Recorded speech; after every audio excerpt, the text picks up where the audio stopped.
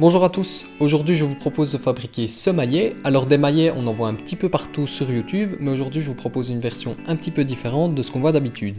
Alors mon maillet, pour le fabriquer, je me suis inspiré d'une vidéo de Samuel Mamias que je vous laisserai en description. Alors son maillet c'est vraiment une œuvre d'art, il l'a entièrement fait avec des outils manuels et il y a une sorte de double queue d'aronde impossible avec une sorte de tenon au-dessus. C'est vraiment magnifique et ici c'est pas du tout ce qu'on va faire dans cette vidéo, j'ai absolument ni les outils ni les compétences qu'il a pour fabriquer ce maillet, mais je me suis quand même inspiré sur certains points. Tout d'abord, je voulais une queue d'aronde sur chaque face de mon maillet. Et ça c'est vraiment un effet qui est très réussi parce que ce soit sur les faces ou sur le dessus, il n'y a vraiment aucun jour au niveau du collage et ça je suis très content, l'effet est vraiment là. Une deuxième chose que je voulais sur mon maillet, c'est un fin manche comme ceci, qui lorsqu'il approche du bloc, ici vient s'élargir pour finalement prendre l'épaisseur du bloc.